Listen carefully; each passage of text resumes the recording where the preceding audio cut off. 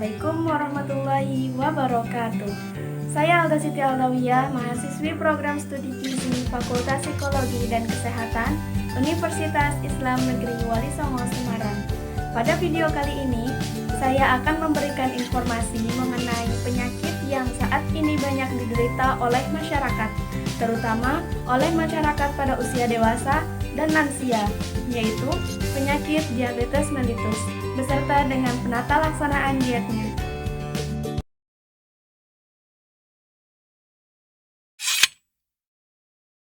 Edukasi diabetes mellitus dan pengaturan dietnya. Apa saja sih yang akan dibahas pada video ini? Jadi, pada video ini kita akan membahas tentang pengertian diabetes mellitus, faktor resiko diabetes mellitus, tanda dan gejala diabetes mellitus, komplikasi dan dampak dari diabetes mellitus, dan yang terakhir ada diet diabetes mellitus. Simak materinya baik-baik ya. Apa sih diabetes mellitus itu? Diabetes mellitus adalah kumpulan gejala yang timbul pada seseorang yang mengalami peningkatan kadar gula darah akibat kekurangan hormon insulin secara absolut ataupun relatif. Hal ini dikarenakan akibat kerusakan kerja insulin ataupun sekresi insulin. Ketika makanan dicerna, tubuh akan menyerap dan mengedarkan nutrisi ke seluruh tubuh. Salah satu yang diedarkannya adalah glukosa. Glukosa membutuhkan insulin untuk menjadikan energi. Ketika insulin dalam tubuh tidak memadai atau insulin tidak dapat bekerja dengan baik, maka glukosa tidak dapat diubah menjadi energi. Sehingga, seiring berjalannya waktu, glukosa akan menumpuk dalam darah dan tidak dapat masuk ke dalam sel, atau yang disebut dengan hiperglikemia. Seseorang dapat dikatakan diabetes jika memiliki kadar gula darah melebihi batas normalnya. Berikut ini ada beberapa cara pengecekan kadar gula darah dengan kategori normal, prediabetes, dan diabetes. Yang pertama, kadar gula darah puasa. Seseorang dikatakan memiliki kadar gula darah normal jika kadar gula darah puasa berada pada angka 70-99 mg/dl. Sedangkan dikatakan prediabetes jika angka menunjukkan 100-125 mg/dl. Dan seseorang dikatakan diabetes jika melebihi 126 mg/dl. Selanjutnya, pengecekan gula darah 2 jam setelah makan. Seseorang dikatakan gula darahnya normal jika memiliki kadar gula darah 70-139 mg/dl. Seseorang dikatakan prediabetes jika memiliki kadar gula darah 2 jam setelah makan 140-199 mg/dl. Dan seseorang dikatakan diabetes pada saat gula darah 2 jam setelah makan berada pada melebihi 200 mg/dl. Selanjutnya, gula darah sewaktu. Seseorang dikatakan memiliki gula darah normal jika gula darah sewaktu kurang dari 200 mg/dl. Dan seseorang dikatakan diabetes jika memiliki kadar gula darah sewaktu melebihi 200 mg/dl. Dalam sebuah penelitian, disebutkan bahwa terjadinya peningkatan penderita diabetes mellitus di negara-negara berkembang disebabkan karena adanya perubahan pola makan, yaitu yang tadinya makanan tradisional yang sehat, tinggi serat, rendah lemak, dan rendah kalori, berganti dengan makanan yang mengandung tinggi kalori seperti karbohidrat sederhana, lemak, dan makanan yang rendah serat. Hal ini dapat menyebabkan seseorang terkena diabetes mellitus. Selain itu, terdapat beberapa faktor yang dapat menyebabkan diabetes mellitus. Yang pertama, obesitas. Kebiasaan makan yang tidak seimbang akan mengakibatkan makanan menumpuk di dalam tubuh. Kelebihan makanan dalam tubuh akhirnya dapat menyebabkan obesitas yang dapat memicu terjadinya diabetes mellitus. Selanjutnya, yaitu aktivitas fisik. Latihan fisik yang teratur dapat meningkatkan kualitas pembuluh darah dan dapat memperbaiki semua aspek metabolik, termasuk dapat meningkatkan kepekaan insulin serta dapat memperbaiki toleransi glukosa. Faktor selanjutnya, umur. Diabetes mellitus pada umumnya diderita oleh orang-orang pada usia lebih dari 40 tahun dan usia lanjut. Secara klinis, hiperglikemia sering ditemukan pada usia lanjut, yaitu usia lebih dari 60 tahun. Faktor selanjutnya, merokok. Merokok dapat menyebabkan terjadinya diabetes mellitus secara tidak langsung. Merokok dapat mengakibatkan penyumbatan pembuluh darah dan terkadang dapat memicu resistensi insulin dan hiperglikemia. Faktor selanjutnya keturunan. Seseorang yang memiliki anggota keluarga penderita diabetes mellitus memiliki kemungkinan lebih besar terserang atau mengidap diabetes mellitus dibandingkan dengan seseorang yang tidak memiliki anggota keluarga dengan diabetes mellitus. Orang yang mengalami diabetes mellitus seringkali mengalami 3 gejala klasik yang disingkat dengan 3P. P yang pertama yaitu polifagia atau cepat lapar. P yang kedua yaitu poliuri atau sering kencing, dan P yang ketiga yaitu polidipsi atau sering haus. P yang pertama polifagia atau cepat lapar. Hal ini dikarenakan karbohidrat yang masuk ke dalam tubuh akan diubah menjadi glukosa, yang selanjutnya akan diubah menjadi energi untuk diangkut ke otak, jantung, dan otot-otot untuk melakukan aktivitas fisik. Untuk menjadi energi, glukosa akan ditransfer ke seluruh tubuh melalui darah dengan bantuan insulin. Jika insulin dalam tubuh tidak cukup banyak atau tidak dapat bekerja dengan baik, maka glukosa tidak dapat diubah menjadi energi, sehingga lama-kelamaan glukosa akan menumpuk di dalam darah dan tidak dapat masuk ke dalam sel karena insulin yang tidak memadai. Glukosa yang menumpuk akan dikeluarkan melalui urin. Pada keadaan normal, tubuh akan menstabilisasi kadar glukosa darah sesuai dengan jumlah gula yang dimakan. Namun, jika penumpukan terjadi terus-menerus, akan mengakibatkan peningkatan kadar gula darah secara signifikan. Sebagai responnya, pankreas akan berusaha memproduksi insulin dengan melebihi batas wajar untuk menyeimbangi glukosa dalam darah. Hal ini akan menyebabkan penyerapan glukosa lebih cepat, sehingga kadar gula darah akan merosot. Ketika kadar gula darah merosot, tubuh mengira bahwa dirinya belum diberi makan dan lebih menginginkan glukosa yang dibutuhkan oleh sel. Oleh karena itu, akan terjadi makan yang terus-menerus. Akibat siklus yang terus-menerus seperti demikian, maka tubuh akan kurang sensitif terhadap kerja insulin. Dengan demikian, pankreas akan kelelahan untuk memproduksi insulin, kemudian pankreas tidak dapat bekerja dengan maksimal kembali. P yang kedua yaitu poliuri atau sering kencing. Gula yang menumpuk di dalam darah akan dikeluarkan melalui urin, sehingga akan terjadi kencing yang terus-menerus atau disebut dengan poliuri. P yang ketiga yaitu polidipsi atau sering haus. Jika seseorang mengalami kencing yang terus-menerus, maka akan mengakibatkan orang tersebut dehidrasi, sehingga akan menginginkan minum yang terus-menerus atau disebut dengan polidipsi. Selain gejala klasik atau 3P, terdapat juga gejala lain yang dapat dialami oleh penderita diabetes. Di antaranya yaitu gangguan pada mata, di mana pandangan mata menjadi kabur, mudah lelah, kulit kering dan iritasi, penyembuhan luka yang lambat, penurunan berat badan yang tidak diinginkan, dan kesemutan atau mati rasa. Penderita diabetes mellitus rentan mengalami komplikasi. Bagaimana komplikasi dapat terjadi? Komplikasi terjadi ketika gula darah berada dalam aliran darah dalam jumlah yang banyak dan waktu yang lama. Hal ini dapat mempengaruhi beberapa sistem dalam tubuh. Komplikasi yang dapat terjadi pada penderita diabetes mellitus diantaranya retinopati diabetik atau gangguan mata, penyakit kardiovaskuler atau penyakit jantung dan pembuluh darah, nefropati diabetik atau gangguan ginjal, neuropati diabetik atau gangguan saraf yang dapat menyebabkan luka dan amputasi pada kaki. Komplikasi dapat dikendalikan dengan baik dengan cara menjaga gula darah agar tetap normal. Berikut ini tips dan tata laksana diet diabetes mellitus. Sebelumnya kita harus mengetahui terlebih dahulu tujuan dari diet diabetes mellitus.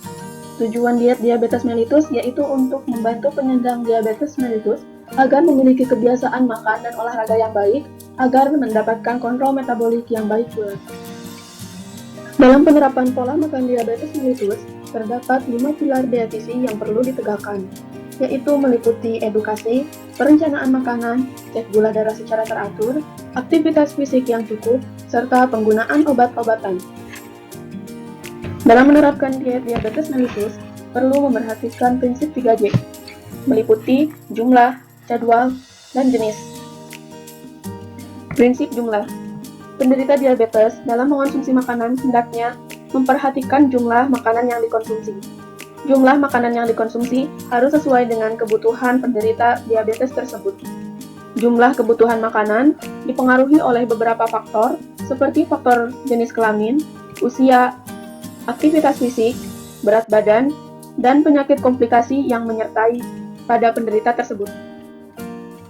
Prinsip jadwal. Bagi penderita diabetes, hendaknya memiliki jadwal makan yang teratur, yaitu dengan makan sehari 6 kali, dengan pembagian 3 kali makan utama dan 3 kali selingan. Prinsip jenis. Penderita diabetes mellitus hendaknya memperhatikan bahan makanan yang akan dikonsumsi, terutama sumber karbohidrat.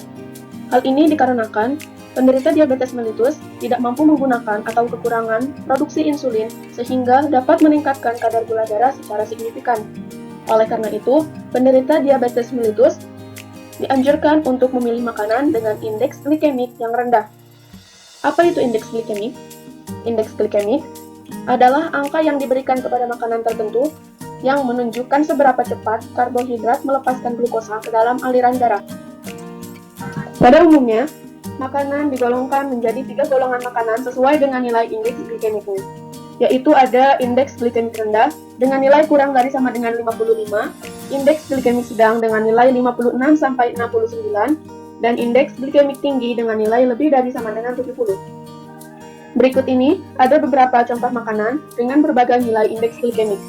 Yang pertama, dengan nilai indeks glikemik rendah, ada contohnya pisang, memiliki nilai indeks glikemik 52, kacang, nilai indeks glikemiknya 24, apel dengan nilai indeks glikemik 46, tomat dengan nilai indeks glikemik 30, susu dengan nilai indeks glikemik 25, dan ubi jalar dengan nilai indeks glikemik 48.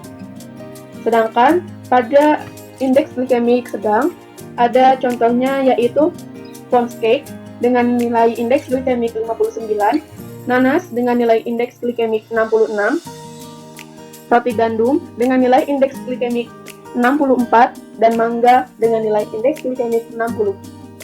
Sedangkan pada indeks glikemik tinggi, terdapat contoh donat dengan nilai indeks glikemik 86, kentang goreng dengan nilai indeks glikemik 85, mie dengan nilai indeks glikemik 85, jagung dengan nilai indeks glikemik 75, dan Coca-Cola atau minuman soda dengan indeks glikemik 65.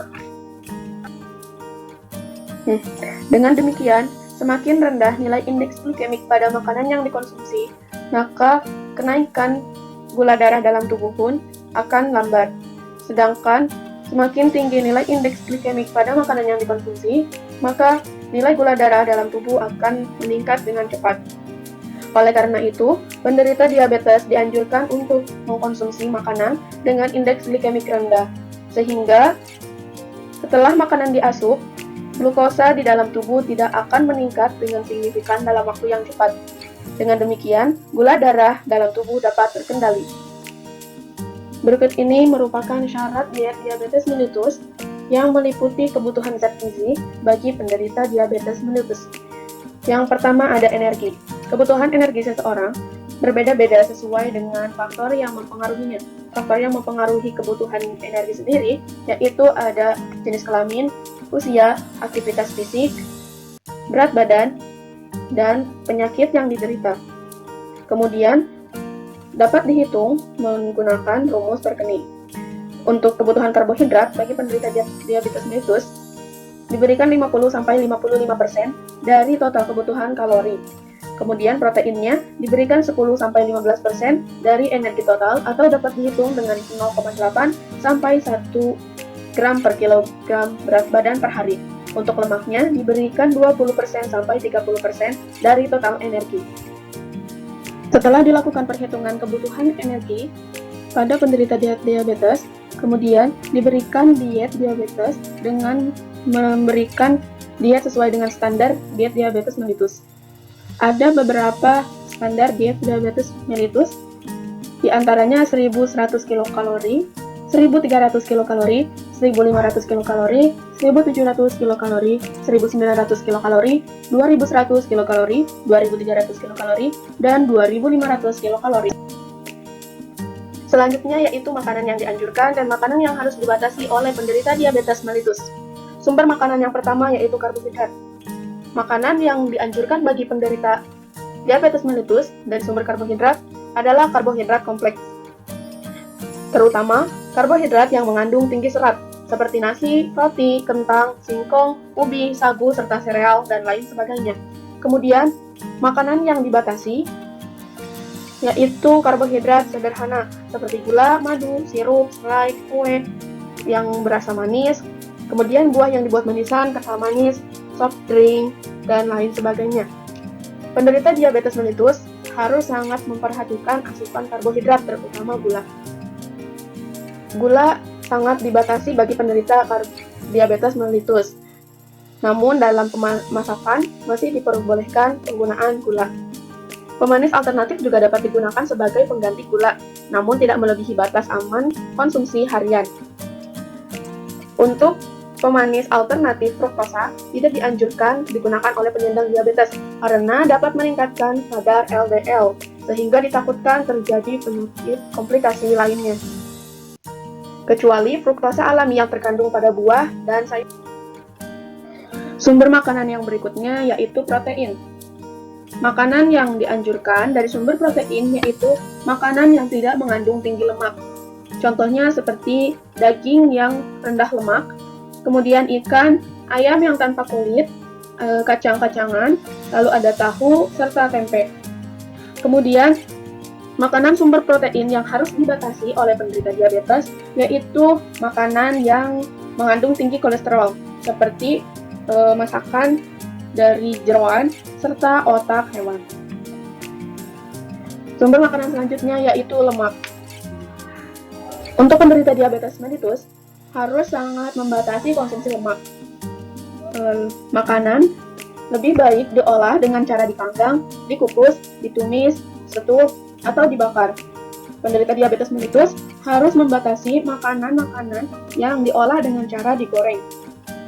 Kemudian, makanan yang dibatasinya itu adalah makanan-makanan sumber protein yang mengandung banyak lemak, yaitu lemak jenuh dan lemak trans, seperti susu full cream, kemudian gorengan, cake, serta fast food. Bahan makanan selanjutnya yaitu sayur dan buah. Bagi penderita diabetes mellitus, sangat dianjurkan untuk banyak mengonsumsi sayur dan buah. Hal ini dikarenakan sayur dan buah banyak mengandung serat yang baik bagi penderita diabetes mellitus. Kemudian, mineral. Penderita diabetes mellitus harus menghindari makanan yang mengandung sumber natrium seperti garam dapur, vetsin, soda, dan bahan pengawet seperti natrium benzoat dan natrium nitrit. Serta, penderita diabetes mellitus harus menghindari bahan makanan yang mengandung bahan-bahan tersebut seperti bahan makanan yang diawetkan menjadi asin, seperti telur asin, ikan asin, lalu ada asinan, dan lain sebagainya. Berikut ini merupakan contoh menu sehari untuk kebutuhan kalori 1700 kilokalori dengan pembagian 6 kali makan dalam sehari, yaitu 3 kali makan utama dan 3 kali selingan. Selain pengaturan makanan, hal lain yang penting untuk diperhatikan juga ada aktivitas fisik. Aktivitas fisik sangat berpengaruh terhadap kadar gula darah. Hal ini dikarenakan saat melakukan aktivitas fisik, otot menggunakan glukosa yang disimpan di dalam tubuh untuk dijadikan energi. Lalu, jika energi yang disimpan itu menipis, otot akan mengambil glukosa yang ada di dalam darah, sehingga glukosa di dalam darah akan menurun.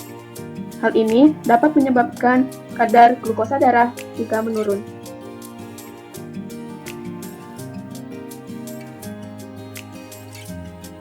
Terima kasih telah menonton video ini. Semoga video ini dapat bermanfaat. Salam sehat. Wassalamualaikum warahmatullahi wabarakatuh.